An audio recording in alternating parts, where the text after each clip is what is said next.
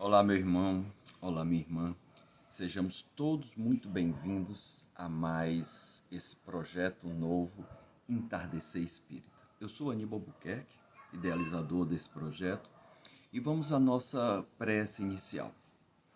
Aqueles que desejarem fechar os olhos, vamos orar, agradecendo ao Pai, agradecendo a Jesus, a todos os bons espíritos, e que possam apoiar, como eles já estão apoiando esse projeto, para que possamos estar reunidos durante meia hora, de 5 às 5h30, aos sábados, tratando de temáticas espíritas. Muito obrigado, Senhor, muita paz e muita luz, gratidão, que assim seja. Queridos irmãos, queridas irmãs, é um prazer estar aqui e hoje o nosso tema, durante meia hora, será Eu Vim para Consolar. Vamos falar um pouco de Jesus, trazendo alguns conteúdos relacionados à doutrina espírita. E aí é importante, para que nós possamos introduzir essa temática, contextualizar, falar um pouco sobre a missão de Jesus, a sua vinda como governador deste orbe, deste planeta Terra. Ele veio procurando, como ele mesmo disse, não veio destruir a lei, mas dar-lhes um novo sentido. Ele veio trazer a lei de amor. Ele veio mostrar que o Pai, que Deus, é um Pai generoso, bondoso, caridoso e amoroso. Tanto é que, para a cultura daquela época, Deus era um ser punitivo, vingativo, que ficava irado com qualquer coisa. E Jesus vem falar sobre esse Pai todo amoroso. Então ele vem nos consolar, ele vem nos confortar, ele vem nos trazer todo um momento de compaixão. E isso é tão interessante porque tem a ver com o nosso tema. Ele veio para nos consolar, ele veio para nos confortar. Jesus tinha um magnetismo muito forte. E para poder falar com aquele povo, com aquela população, ele ensinou, ele trouxe a sua mensagem, ele buscou trazer os ensinamentos por meio de parábolas. E ele ajustava a parábola conforme a sua plateia, as pessoas que o ouviam. Ele, inclusive, procurou adequar as histórias conforme o público presente ou a maioria do público presente. Isso é tão verdade, o nosso querido irmão, confrade, juiz de direito, Haroldo Dutra Dias, nos fala que quando ele está com os pastores, Jesus, deixa só esse avião passar, Jesus nos fala do Pai amoroso com os pastores. Ele nos fala daquele Pai que ele fala da parábola da ovelha perdida, mostrando a relação do pai com os filhos, do pastor com as ovelhas. Quando ele termina o pastoreio no final do dia e contando-as, percebe que uma está faltando, ele vai em busca daquela ovelha. Ele vai em busca dessa ovelha perdida e, quando a encontra, fica extremamente feliz. E desta forma, ele volta com ela aqui na cacunda, procurando mostrar que nenhum dos seus filhos se perde, nenhuma das ovelhas se perde. Apesar de ele estar com 99 no pasto, aquela uma era importante. Assim também, para dar mais um exemplo, foi quando ele estava numa maioria de pessoas que eram anciões. Jesus conta esse amor de Deus, trazendo para a experiência dos anciões a história, a parábola do filho pródigo.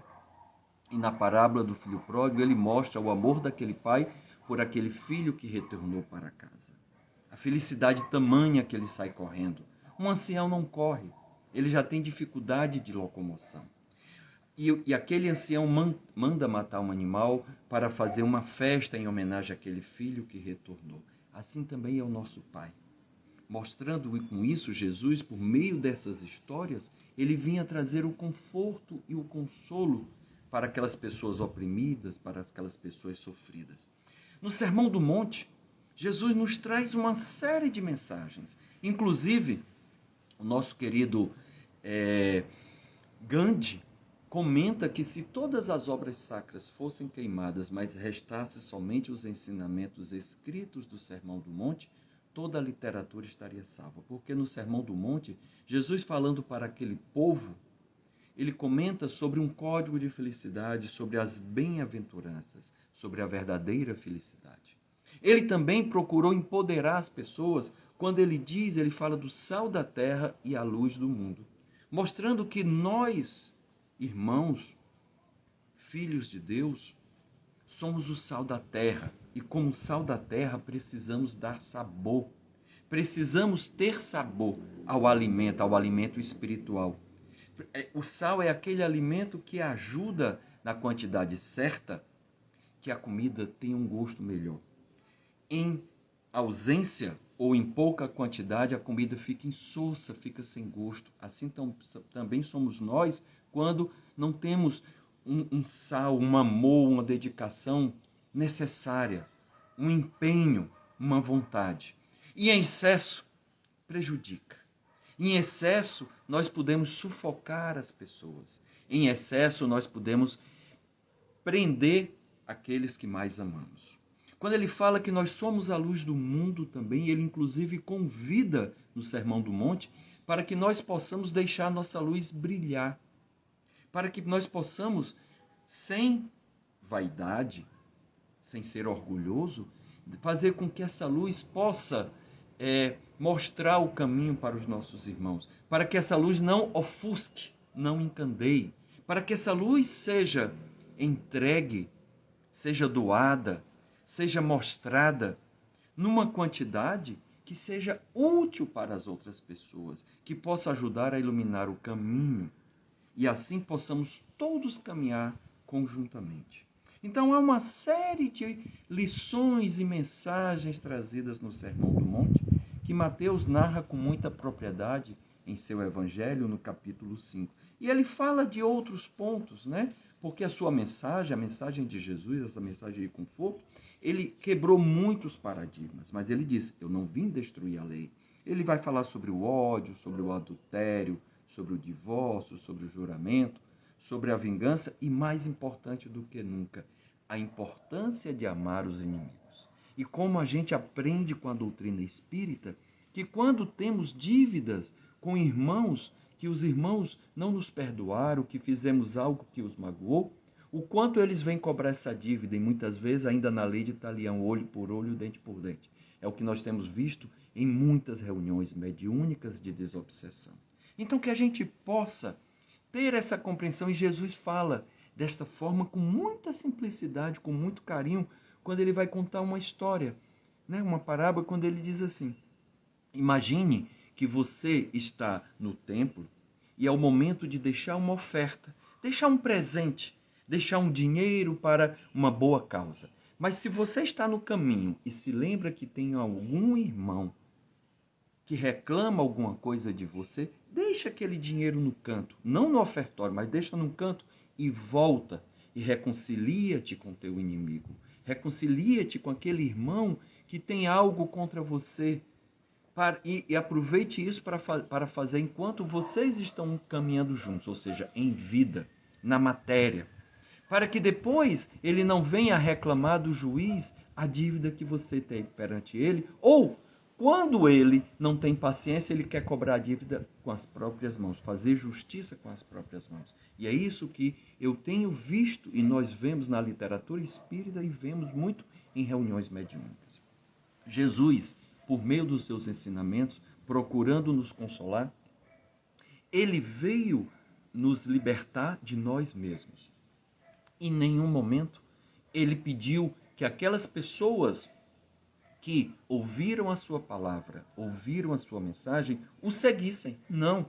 Ele dizia sempre, vai e não peca mais. Então os ensinamentos de Jesus, eles libertam de nós mesmos, dos nossos grilhões, das nossas correntes, dos nossos medos, do nosso ego, da nossa vaidade. Ele procurou sempre trabalhar para que nos tornássemos, fôssemos pessoas mais simples, mais humildes, mais amorosas com o próximo, respeitássemos a Deus. E Jesus segundo a doutrina dos espíritos, conforme Kardec pergunta? Lá no Livro dos Espíritos, Kardec questiona qual é o tipo mais perfeito que Deus nos deu, ofereceu a nós, seres humanos, para nos servir de guia e modelo. E a resposta é uma resposta curta, simples, com 5 letras. Jesus. Olha que interessante. Então, Jesus é o guia, é aquele que tem experiência, é um irmão maior, é aquele que sabe o melhor caminho a seguir, os melhores pontos a observarmos nessa caminhada espiritual. Mas também ele nos mostra, como guia, ele nos fala do que não devemos fazer, que caminhos não devemos seguir ou perseguir. Então isso é tão interessante, ele como guia, e normalmente nós, quando desejamos fazer uma viagem para um local desconhecido, buscamos contratar uma empresa de viagem, buscamos contratar um guia, ou vamos à internet fazer uma busca sobre aquele local, que locais podemos visitar. Então Jesus como guia é aquele irmão mais velho, mais experiente, aquele mentor, aquele guia maior que pode nos orientar. E também como modelo, é um exemplo. Se você gosta de cozinhar e vai fazer um prato novo, normalmente você procura uma receita para conhecer os ingredientes, saber a quantidade, saber a ordem e como fazer, saber que tempo e que temperatura deve ser colocada. Ou, se você gosta de fazer roupas ou tem confecção, você faz um modelo guia. Então, Jesus como modelo é aquele ser que já está experiente, já é um ser crístico. E como ser crístico, sabe mostrar os passos que devemos dar, os ensinamentos que necessitamos para desvencilhar as sombras que ainda existem em nós. Ele nos mostra que luz devemos cultivar para que cada vez possamos resplandecer. Mas fazendo isso sem a necessidade do ofuscamento. Então, Jesus, em uma das passagens narradas por Mateus, ele fala com muita simplicidade e essas palavras devem tocar profundamente nossos corações. É um convite para que possamos compreender a sua missão, a sua mensagem. Quando a gente usou como título, Eu vim para consolar, Jesus, foi justamente a preocupação e a sua missão quando veio à Terra encarnado, né? Para que ele pudesse trazer como exemplo e como modelo e como guia o que precisávamos aprender. E ele fala assim, eu vim, e a gente percebe a aderência da sua fala ao tema desse entardecer espírita. Eu vim para consolar. Quando ele diz, venham a mim, todos vocês que estão cansados de carregar as suas pesadas cargas, e eu lhes darei descanso. Olha que lindo, que maravilhoso. Continua ele. Sejam meus seguidores e aprendam comigo, porque eu sou bondoso e tenho um coração humilde. E vocês encontrarão descanso. Olha que perfeição. Que beleza é tudo isso. Os deveres que eu exijo de vocês são fáceis de se cumprir. E a carga que eu ponho sobre vocês é leve. A lei de amor. Isso é muito bonito. Porque Jesus, em um outro momento, quando ele convida Mateus para ser um de seus seguidores, até os seus apóstolos o criticaram, porque Mateus era um cobrador de imposto. É igual como nós nos sentimos na época da declaração do imposto de renda. A gente não fica satisfeito. Ou então, quando um empresário recebe a visita do fisco estadual ou federal, né? Dependendo como seja a atitude do fiscal e do empresário, se ele tem coisas a esconder, ele fica temeroso, ele não gosta da visita. Mas ninguém vai entrar nessa questão. Então, Jesus disse, além de ter chamado Mateus, disse que naquela noite ele ia ceiar lá. E aí vão outros amigos de Mateus, que eles consideram como pessoas de má fama. E os fariseus reclamam. E aí é interessante a mensagem de Jesus. Porque ele disse que não veio para os sãos, para aqueles que estão saudáveis. Ele, como os médicos, veio para os doentes, veio para nós. Eu sou doente, você é doente também. Todos nós temos necessidades de se melhorar, de se reformar, de se tratar, seja de ordem espiritual, mental e corporal. Então, ele diz assim: eu vim para chamar os pecadores e não os bons. Porque ele sabia por onde estava andando, por onde fala. E aí é tão interessante que ele agradece ao Pai, agradece a Deus e diz o seguinte, que agradecia a ele por ter mostrado às pessoas sem instrução aquilo que Deus tinha escondido aos sábios e aos instruídos. Por quê? Normalmente as pessoas cultas, né, melhor falando, as pessoas sábias, se acham demais, se sentem tão empoderadas que não querem escutar uma palavra mais doce, uma palavra mais suave, uma atitude mais simples, uma atitude mais humilde. Então eles não compreendiam perfeitamente a mensagem de Jesus e ficavam com inveja de tantas pessoas que Jesus, com seu amor e com seu magnetismo, arrastava. Então eles ficavam extremamente incomodados, aquelas palavras não faziam sentido para eles, porque eram extremamente vaidosos, extremamente orgulhosos, e aquelas palavras que Jesus falava sobre simplicidade, sobre a mudança, sobre a transformação, machucava eles porque eles é que precisavam disso, mas julgavam que não precisavam. Então, o ego ficava ferido e, ficando ferido, eles se fechavam, rejeitavam a mensagem de Jesus. Mas aquelas pessoas que estavam abertas, que acreditavam, é tão interessante, se transformaram tanto, que demonstraram o poder da fé. Sim, e a fé, ela vai além do caráter religioso. Sim, a fé tem a ver com religião, mas a fé também tem a ver com ciência, com vontade, com acreditar, com querer. E para que a gente possa perceber isso, eu vou trazer duas passagens simples. Simplesmente duas passagens contidas nos evangelhos que mostram sobre o poder da fé. Que a gente deve cultivar isso em nós. Devemos acreditar, se você está passando por um momento de dificuldade, um momento de desafio, tenha fé. Acredite. Peça ajuda às pessoas, peça ajuda aos bons espíritos, peça ajuda ao seu santo ou à sua santa, a quem você é devoto. Então, há uma passagem muito bonita, muito marcante, que é um momento em que Jesus está caminhando, fazendo a sua pregação, lotado de pessoas, envolto naquela multidão, e uma mulher lhe toca a roupa. E ao lhe tocar, ela ficou curada de uma hemorragia. É a mulher hemorrágica. E nesse momento foi tão interessante que Jesus percebeu aquele momento mágico. E assim, ele pergunta aos seus discípulos, aos seus apóstolos, quem me tocou? E eles questionam, mas mestre, como assim quem lhe tocou? Todos aqui estão se esbarrando no Senhor, estão se espremendo, estão se mexendo. E eles, não, mas alguém me tocou diferente, porque eu senti sair algo de mim. Saiu uma energia. E aquela energia que era saudável de Jesus curou aquela mulher.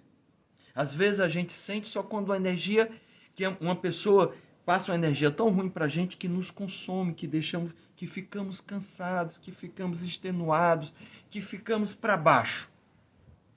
Mas tem pessoas também que emanam energia boa, que jorram, transbordam algo tão bom que, estando na sua presença, transmite paz, transmite calma. Outro momento é quando ele recebe a visita de um centurião, de um militar, um oficial, né, de alta patente, que era muito querido pelos seus soldados, muito querido pela sua comunidade, muito querido pelos seus empregados. E nesse momento, aquele centurião estava com um empregado doente e pede carinhosamente que Jesus vá à sua residência. E Jesus diz que vai. E o centurião, vendo a reação de Jesus, ou seja, acreditou nele e ia, ele percebeu que ele não era digno de Jesus ir lá. Por tudo que ele tinha, por tudo que ele fez, apesar das bondades que ele fez, mas ele se julgava não meritório, que não tinha o mérito daquela visita. E ele disse: Senhor, eu acredito que se o Senhor disser que o meu apóstolo, que o meu empregado fique curado, ele será curado. Porque da mesma forma que eu ordeno aos meus soldados e eles fazem, ou aos meus empregados eles fazem, se o Senhor ordenar para que o meu empregado fique curado, ele ficará curado. E Jesus diz que nunca tinha visto tamanha fé. E assim Jesus fala: e assim seja feito, o seu empregado está curado. Daqui a pouco, ainda quando ele está na presença de Jesus, ele recebe o aviso de que o empregado estava curado.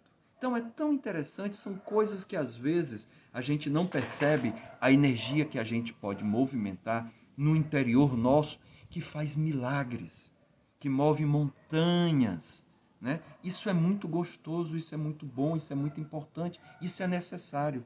Um outro momento, e aí é claro, imagine se Jesus estivesse hoje, talvez nós fôssemos, eu talvez pudesse ser uma pessoa a lhe acusar de achá-lo arrogante e prepotente. Imagina quando ele disse, e foi narrado por João, quando ele disse às pessoas que estavam ao seu entorno, que hoje a gente compreende da mensagem, mas se coloque no lugar de ser uma pessoa contemporânea de Jesus. E Jesus diz assim: eu sou o pão da vida. Quem vem a mim nunca mais terá fome, e quem crê em mim nunca mais terá sede. Imagine quantas pessoas não julgaram arrogante e prepotente. Mas isso é tão verdade porque muitas pessoas se sentiram acalentadas, apaziguadas, diminuindo a sua dor e o seu sofrimento. Há uma outra narrativa para mostrar esse pão da vida, essa água que mata a sede com a sua palavra, com o seu exemplo, com a sua mensagem, e o quanto isso pode nos ajudar quando ele dialoga com a mulher samaritana. Primeiro ela fica espantada, porque ele pede água. Ela está indo tirar a água do poço, ele está sentado lá. Ele está só esperando por ela. E aí ele pede água a ela. Ela primeiro acha estranho porque ele, um judeu, um nazareno, se dirige a ela. Um homem a uma mulher desconhecida. Isso não era comum. Depois havia uma rixa entre os judeus e os samaritanos. Mas ele pede água. E ela pergunta por que ela quer daquela água. E ele diz que está com muita sede. Aí ela diz: se eu lhe der essa água, vai passar a sua sede, mas logo depois você vai ter sede de novo. E ele diz: é verdade, mas quem bebe da minha água nunca mais terá sede. E aí ele conta algumas revelações da vida dela. E ela acredita que ele é um profeta. Então é tão bonito isso porque ela fica encantada. A palavra de Jesus nos conforta, nos consola, porque ela é verdadeira, ela é para tocar profundamente o nosso espírito, a nossa alma, de uma forma profunda que nos transforma. E ele falou disso, ele falou da necessidade de cada um de nós nos transformarmos. Tanto é que ele diz que a cada um de acordo com a sua obra, ou seja, eu preciso fazer, eu preciso executar, eu tenho que agir, e conforme eu faço, eu vou colher. Porque o tempo todo estamos lançando sementes nessa caminhada espiritual que é a nossa vida. Também os espíritos dizem: o plantio é livre, mas a colheita é obrigatória. E aí às vezes ficamos insatisfeitos com o que estamos colhendo. Há um ditado popular que diz assim: quem planta vento, colhe tempestade. Então é interessante que a gente tenha essa compreensão do que estamos lançando de semente. Porque a primeira colheita é nossa. Outros podem até aproveitar os frutos de nossa árvore, e isso será muito proveitoso. Os espíritos nos falam disso quando abordam a lei de causa e efeito, quando eles abordam sobre a vida material e a vida espiritual.